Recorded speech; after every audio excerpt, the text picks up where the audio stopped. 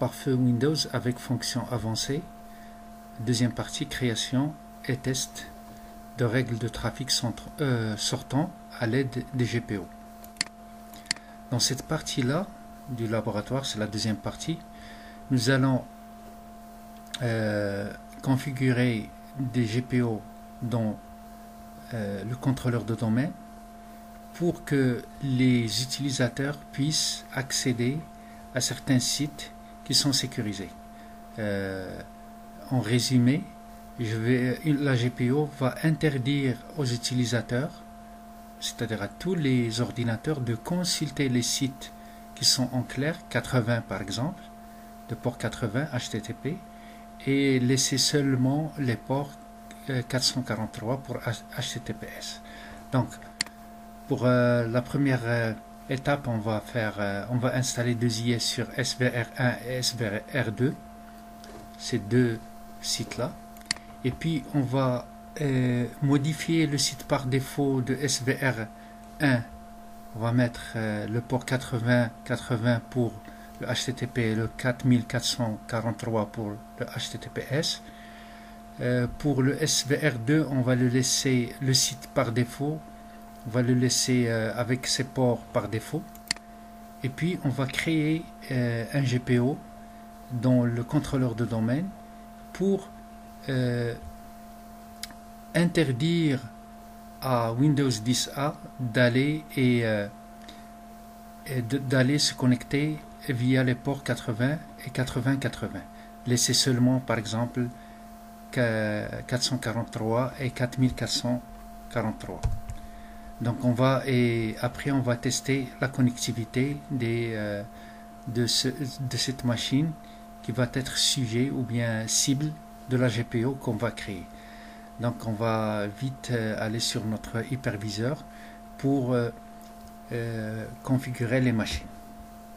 Voilà donc nos machines, nos 4 machines, le contrôleur de domaine qui est là, et puis SVR2, et puis SVR1, et puis Windows 10A. J'ai respecté ici les adressages IP qui sont sur l'illustration ici sur la figure. Donc je vais commencer, comme j'ai dit ici, je vais commencer par créer la GPO. Je peux créer ici, interdire par exemple le Windows 10A d'aller directement sur les sites en employant seulement les règles de pare-feu avancées. Je peux le faire comme ça, règle sortant, je vais lui dire que voilà une nouvelle règle, donc tu ne dois pas sortir s'il s'agit de 80 ou bien 80 et puis suivant. Mais si j'ai 1000 ordinateurs sur lesquels je dois faire ça, donc c'est une tâche pénible, je dois la déployer directement à partir du contrôleur de domaine. Pour ce faire, donc je vais créer une unité d'organisation sur le domaine. Cette unité d'organisation, je vais l'appeler par exemple, je vais l'appeler OU client. Ok, cette unité d'organisation doit contenir les clients dans lesquels je vais interdire d'aller sur le port 80 et 8080. Donc je vais lancer la fenêtre de gestion des GPO. Et puis ici, voilà mon unité d'organisation. Je vais créer un objet GPO. Je vais l'appeler GPO block. Ok. Dans ce GPO là, je vais modifier et dans stratégie, aller sur Windows et aller aussi sur paramètres de sécurité et dans paramètres de sécurité il y a les pare-feux Windows. Je développe pare-feu et il y a ici les règles sortant, règles de trafic sortant. Bouton droit, nouvelle règle. Donc je vais lui dire que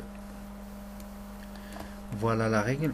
Donc pour les ports TCP, je vais dire ici qu'il faut interdire 80 et puis 80-80.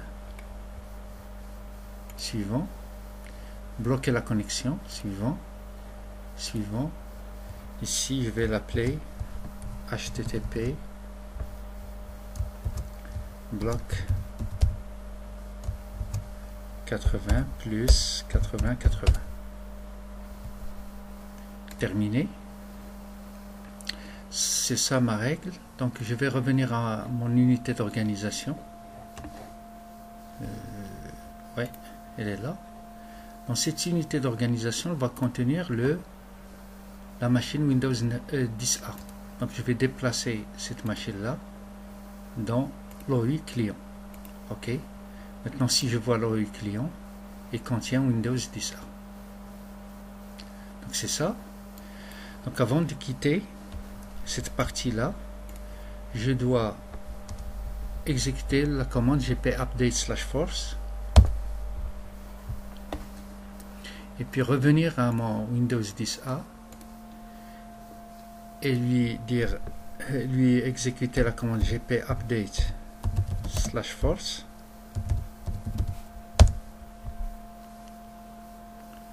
Ça prend un bout de temps pour être déployé. J'ai terminé sans erreur. Voilà, maintenant pour vérifier que ma GPO est bien déployée, donc je vais lancer la commande gp result/r.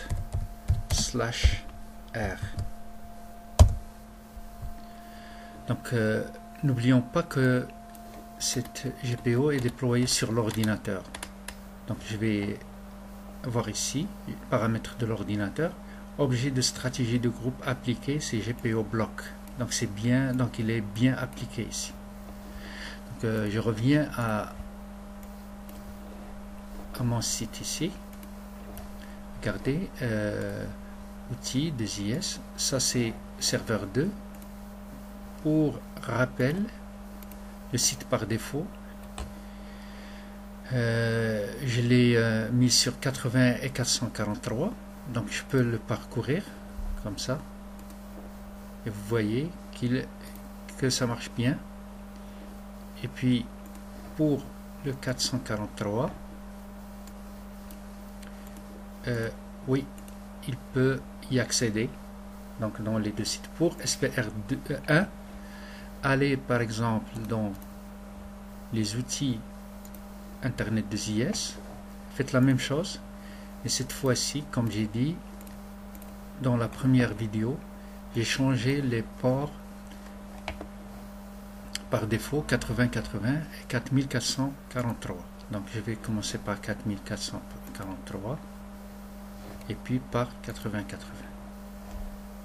Donc comme vous voyez ici, me le demander ultérieurement. Et puis ici la même chose, donc les deux sites marchent. Donc pour tester est-ce que ma connexion de Windows 10A vers SVR1 marche avec le port 80, je vais mettre ici exécuter test net connection, mon computer name. Je vais lui dire svr1.adatom.com. Mon port SVR1 il est sur le 80-80. Regardez ici que la connexion il parvient à pinguer ici, il ping, mais la connexion n'est pas établie parce qu'il est contré par le pare-feu. Si je mets la même chose ici avec 4443, j'ai trouvé que il parvient même à avoir la connexion. La même chose si je fais ça, 443, ça doit marcher. Non, normalement ça c'est pour il faut mettre ici SVR2. Oui, il faut mettre ici SVR2 parce qu'il écoute sur le port 443, ça doit marcher ici. C'est bingo. Et ici 80, c'est false. Donc la règle de pare-feu est bien déployée. Si maintenant je m'amuse à désactiver cette règle là de pare-feu à partir de la GPO, donc voilà, modifier, non, on peut mettre, on peut par exemple ici prendre le lien est désactivé. Je désactive le lien, je détache ça, donc et je dois déployer la GPO. La même chose ici, gp update /force.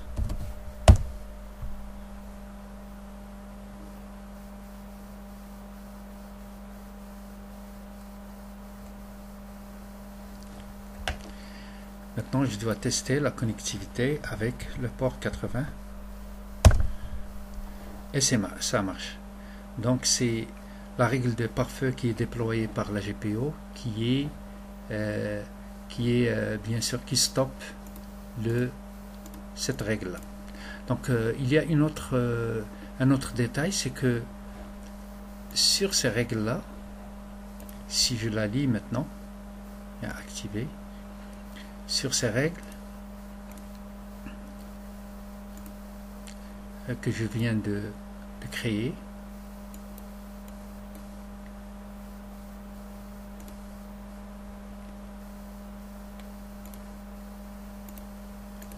règles de pare-feu, donc je peux par exemple aller et modifier les règles de pare-feu ici s'il y a une modification à faire. Sinon, si la règle il s'agit d'une règle sortante, regardez, je peux venir ici sur la règle sortante, ma règle il est là, je peux désactiver la règle, ou bien dans les propriétés je peux par exemple dire ici que cette règle s'applique à tout le monde, à toutes les machines, sauf exception pour un utilisateur bien déterminé, Bob, Alice, administrateur ou n'importe. Donc c'est tout ce qu'il y a pour cette vidéo. Rendez-vous à une prochaine vidéo.